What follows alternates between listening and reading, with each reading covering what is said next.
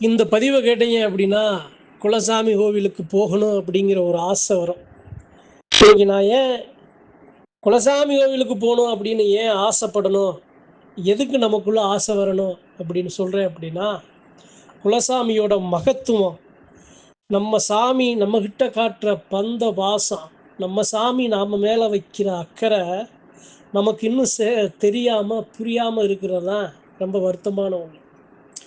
அதாவது எப்படி சொல்றது அப்படின்னா, என் குலசாமி இருக்கு அப்படின்னா, என் குலசாமி எந்த அளவு என் மேல பாசம் வச்சிருக்குங்கிறதே நானு அறியாம, தெரியாம இருப்பேங்க. அதுதான். இன்னைக்கு இந்த பதிவுல, என்னுடைய குலதெய்வத்தின் மேல நான் எவ்வளவு பாசம் வச்சிருக்கேன். அந்த சாமி நான் வச்ச பாசத்துக்கு இணையா வச்சிருக்கா? இல்ல எனக்கு மேல அந்த சாமி பாசம் வச்சிருக்கா? அப்படிங்கிறதா இன்னைக்கு நானு தனிப்பட்ட கருத்து அறிவோம் நண்பர்கள்ட்ட பகிர்ந்து கொள்ள ஆசைப்படுறேன். என் குலசாமி அங்க இருக்கு. நினப்பெல்லாம் என் குலசாமி தான். இது எனக்கு. நான் இங்க இருக்கேன். என் நினப்பு மட்டும் இல்லை, நான் அடுத்து என்ன செய்ய போறேன், அடுத்து என்ன செயல் செய்ய போறேன், அடுத்து நான் எப்படி எனக்கு ஒரு வளர்ச்சி கிடைக்க போகுது, அடுத்து நான் என்னென்ன இடையூறுகளை நான் சந்திக்க போறேன், அடுத்து என்னென்ன மன வலிகள் எனக்கு வரப்போகுதுங்கிற எல்லாத்தையும் என் சாமி நினைச்சு எனக்காக நினைச்சு நிற்கும். ஏன் குலதெய்வம் அப்படின்னு பேர் வர காரணம் என்ன அப்படின்னா, நம்ம எத்தனை குடும்பமா இருந்தாலும், அண்ணன் தம்பி அங்காளி வங்காளி வருமக்களா இருந்தாலும், நம்ம எல்லாத்தோட தொப்புள் கொடிங்க நாம வணங்குற குலசாமி இருக்கிற எல்லை அதுதான் விருத்தியான இடம். நான் இந்த அளவு ஏதோ கையூண்டி கருணவாஞ்சாவது நான் நான் சரி பண்ணிக்கிறேன், என் குடும்பத்தை பார்த்துக்கிறேன் அப்படின்னா, அதுக்கு முழு முதல் காரணம் அந்த எல்லையில் இருக்க குலசாமி தான். அதாவதுங்க, ஒரு சில விஷயங்கள் அறிவு முன்பர்களுக்கு குலதெய்வத்தை பத்தின அந்த அன்பும் அக்கறையும் இல்லாத பெருமக்களுக்கு பகிர்ந்து கொள்ள ஆசைப்படுறேன். என் குலசாமி எப்படி தெரியுமா? என் ஆத்தாளுக்கு மேலங்க, என் ஆத்தாளுக்கு மேல. எதுக்கு குலசாமி அந்த எல்லையில் நிக்கணும்? யாரை காக்க நிக்கணும்? அந்த குலசாமிக்கு என்ன தேவை கிடைக்குது? அதாவது எப்படி சொல்றது அப்படின்னா, ஏண்டா எல்லா சாமியும் ஓடோடி பார்க்குறிய, உனக்காக நான் இங்க இருக்கேன்ல, என்னைய ஏப்பா பார்க்க வர மாற்ற அப்படின்னு ஒவ்வொரு நாளும் மனசுல ஏக்கத்தை வச்சு தவிச்சு நிக்கிறதாங்க உங்களுடைய குலசாமி. ஏப்பா எல்லா கோவிலுக்கும் போற, கையில காசை செலவழிக்கிற, உன்னால முடிஞ்சதை செலவழிக்கிற, எனக்கு செய்ய இந்த எல்லைக்கு செய்ய ஏப்பா கணக்கு பார்க்குற? அவன் செஞ்சானா நான் செய்யணுமா? எல்லாரும் செய்யலையே, நான் ஏன் செய்யணும்னு ஏப்பா கணக்கு பார்க்குறேன்னு தவிச்சு நிற்கிறதாங்க நம்ம குலசாமி. ஏப்பா எல்லா கோவிலுக்கும் போற, சாமி கிட்ட நல்லா வேண்டுதலை வைக்கிற, அந்த வேண்டுதலை என்கிட்ட வைக்க மாட்றிய, அந்த சாமி மேல வைக்கிற நம்பிக்கையை என் மேல வைக்க மாற்றையேன்னு வருத்தப்பட்டு நிக்கிற சாமி தான் உங்களை காக்குற குலசாமி. ஏண்டா உன்னைய நொடியும் அணு தினமும் உன்னைய பார்த்து பார்த்து நான் நினைச்சுக்கிட்டே இருக்கனே, அதனாலயா எனக்கு இந்த மனவழியை கொடுக்குற, அதனாலயா இந்த ஏக்கத்தை கொடுக்குற?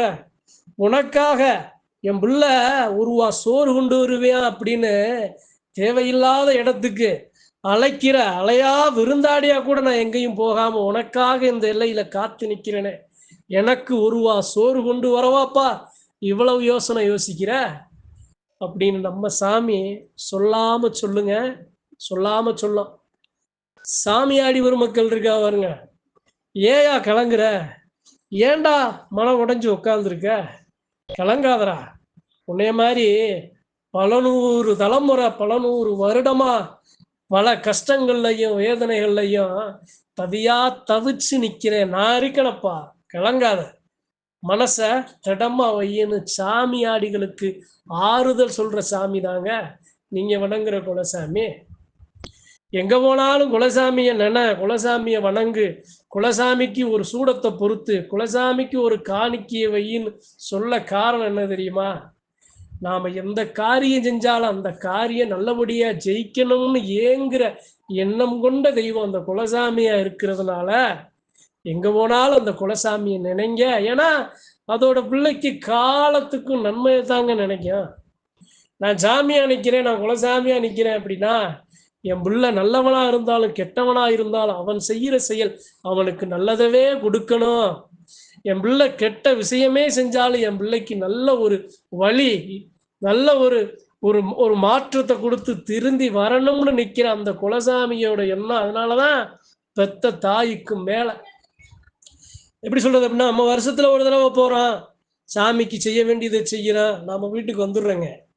ஒரு வீட்டில் அனுதினமும் காலை மதியம் இரவு 3 நேரம் உணவு இருந்தா தாங்க நம்ம உயிர் வாழ முடியும். இருக்க வீடு இருந்தா தாங்க நம்ம பாதுகாப்பா சௌகரியமா நம்ம இருக்க முடியும். அதே மாதிரி உடுத்த உடை இருந்தா தாங்க மானமா நம்ம வெளியே நம்மளுடைய தேவைகளை நாம நிவர்த்தி செய்ய முடியும். இதெல்லாம் கொடுக்க எனக்கு எனக்கு தெம்பையும் எனக்கு தொழிலையும் எனக்கு சம்பாத்தியத்தும் கொடுத்த என் சாமிக்கு வருஷத்துல நான் செய்கிற ஒரு நாள் செய்கிற அந்த செயல், அந்த வரி, ஒரு நாள் செய்கிற அந்த சாமிக்கு நான் வைக்கிற பொங்கல் தெய்வத்துக்கு போதுமா? 1 ரூபா சோறு தாங்க நம்ம ஊற்றுறோம். 1 ரூபா சோறு தான் நம்ம ஊற்றுறோம். ஒவ்வொரு நாளும் ஒவ்வொரு சோறு ஆக்கி நமக்கு நம்மளுடைய உயிரை வளர்த்தெடுக்கிறது நம்ம குலசாமிங்க. அது எப்ப நாம புரிஞ்சுக்க போறோம்? அதனால எல்லா மக்களையும் நீங்க குலசாமி கோயிலுக்கு அனுதினமும் போங்கன்னு சொல்ல வரல. குலசாமியோட மகிமையும் மகத்துவத்தையும் புரிஞ்சுக்கங்கன்னு நான் சொல்ல ஆசைப்படுறேன். குலசாமி ஏன் மனுஷன் மேல வர காரணம் என்ன அப்படின்னா, நம்ம வைக்கிற உச்சகட்ட பாசம், உச்சகட்ட அன்பு எல்லாத்துக்கும் மேல ஏன் கொடுக்கிற குலசாமிக்கு ஈடு இணையா யாரும் கொடுக்க முடியாது. எப்படி சொல்றது அப்படின்னா, ஒரு குலதெய்வ எல்லையில் அந்த சாமி இருந்துச்சுன்னா நல்லவன் இருக்கான் கெட்டவன் இருக்கான், எங்க அங்காளி பங்காளிக்குள்ள சண்டை வருது, என் பங்காளியே எனக்கு ஒரு சில தீய வினைகள் ஈடுபட்டுட்டாங்க, என் பங்காளி தான் எனக்கு இந்த வினையை செஞ்சாங்கன்னு நாம குற்றம் வாயில நாம பல்ல போட்டு நம்ம பிள்ளைகளே நம்ம சொந்தங்களே நாம குறை சொல்றோம்ல, அந்த சாமி மன வருந்தம். என் பிள்ளைகளே ஒண்ணுக்கு ஒண்ணு இப்படி மன வெறுப்போட செய்யக்கூடாததை செஞ்சு தவிக்குதேன்னு மன வலியோட எல்லாத்தையும் கட்டி அணைக்கிற சாமி தாங்க நாம வணங்குற குலசாமி. சரி, இதெல்லாம் இருக்கட்டும். ஒரு சில விஷயங்களை சொல்லி இந்த பதிவை நான் முடிச்சு நிறைவு செய்ய ஆசைப்படுறேன். உங்க குலசாமி உங்களுக்கு செஞ்சதை உங்களால நினைவு கூற முடியுமா? சரி, உங்க குலசாமி உங்களுக்கு செஞ்சதை நீங்க இப்ப வரைக்கும் அந்த சாமிக்கு நீங்க திருப்பி செஞ்சிருக்கீங்களா? சரி, உங்க குலசாமி உங்க உயிரை காத்து நின்னதுக்கு அந்த சாமிக்கு நீங்க என்ன செஞ்சிருக்கீங்க அப்படிங்கிறதா இன்னைக்கு நான் உங்ககிட்ட முன் வைக்கிற கேள்வி. இல்லைங்க, குலசாமி எங்களெல்லாம் காக்கலைங்க, குலசாமி எங்களுக்கு எதுவுமே செய்யலைங்க, குலசாமியால எங்களுக்கு எந்த நன்மையும் இல்லைங்க அப்படின்னு யாராவது ஒரு ஆள் சொல்ல முடியுமா? அது சொன்னாலும் அது பொய்யா தாங்க இருக்கும். உங்க நாவல உங்களுக்கு கிடைக்கப்பெற்ற அனைத்துமே அந்த குலசாமியோட அனுமதி இல்லாம உங்களுக்கு கிடைச்சிடாது. அன்பாக இருந்தாலும், பொண்ணாக இருந்தாலும், பொருளாக இருந்தாலும், வலியாக இருந்தாலும், வேதனையாக இருந்தாலும் எல்லாமே அந்த சாமியோட அனுமதி இருந்தா தான் உங்களுக்கு கிடைக்கும். தலைக்கு வந்ததை தலப்பாவோட மாத்தி கொடுக்குங்க. நீங்க கஷ்டப்படுறீங்க அப்படின்னா உங்களை கஷ்டத்தோட தான் வச்சிருக்கோம், இழப்புகளை கொடுக்காம. இழப்புகள்ல இருந்து அதை தலைக்கு வந்ததை தலப்பாவோட மாத்தி வெறும் கஷ்டத்தோட உங்களை நிக்க வச்சிருக்கோம். உங்களுக்கு ஒரு நல்லதை செஞ்சு ஒரு சின்ன கஷ்டத்தை கொடுத்துருக்கோம். அதான் குலசாமி. சரி, இன்னைக்கு இந்த பதிவுல நான் வணங்குற குலசாமியை நானே போய் கும்பிடல அப்படின்னா, என் தாய் நான் மாறுல பால் குடிச்சு என்னுடைய பசியை நான் மாத்தினேன் பார்த்தீங்களா? என் தாய் மாறுல பால் வராம ரத்தம் வர்ற ஒரு நிலை உருவாகும். என்னைய பார்த்து பார்த்து பார்த்து பார்த்து தேடி தேடி செய்கிற என் சாமி அந்த எல்லையில இல்லாம போகும். எனக்காக ஒவ்வொரு நொடியை பத்தி யோசிச்சு நிக்கிற ஒரு தெய்வம் அந்த எல்லையில இல்லாம போகும். நான் இப்ப வருவேன் அப்ப வருவேன்னு ஏங்கி ஏங்கி காத்திருக்கிற தெய்வம் என் புள்ள வரவே மாட்டேன் அப்படின்னு மனம் உடைஞ்சே அதனுடைய சக்தி வலுப்பெறாம போயிடும். யாரு தம்பு?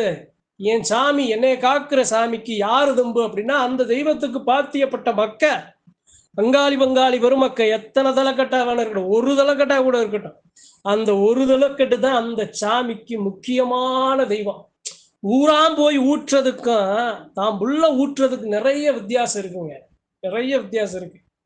தாம் பிள்ளைகளை தனக்காக எல்லையில வருவான்னு பசியோட காத்து கிடக்கிற சாமி தாங்க உங்க எல்லையில இருக்க ஆண் தெய்வங்களும் பெண் தெய்வங்களும். என் பிள்ளை எனக்காக ஒரு பட்டு வாங்கி வருவேன், எனக்காக ஒரு ஏதாவது நான் விரும்பி ஏற்கிற ஒரு படையலை, நான் விரும்பி ஏற்கிற ஏதாவது ஒண்ணு எனக்காக வாங்கிட்டு வருவேன். அந்த காலத்துல ஆத்தா படுத்திருக்க ஆத்தா, வயது முதிர்ந்த ஆத்தா, உடம்பு சௌரியம் இல்லாம ஆத்தா தான் பிள்ளை வரும்போது ஏதாவது வாங்கிட்டு வருவான்னு ஏங்கி ஏங்கி எதிர்பார்த்து நிற்பாங்க பாருங்க, அதுதான் நம்ம சாமி. அந்த சாமியோட ஏக்கத்தை மாத்திர பெருமக்களாதான் நம்ம இருக்கணும், அந்தந்த கும்பல இருக்க குலமக்கள் இருக்கணும். ஆனா வாழ்க்கையில நடக்கிற யதார்த்தம் என்ன? நான் நல்லா இருந்தா போதும், நான் கஷ்டப்பட்டா தான் அந்த சாமியே நினைப்பேன், நல்லா இருக்கும்போது அந்த சாமியை நினைக்கவே மாட்டேன்.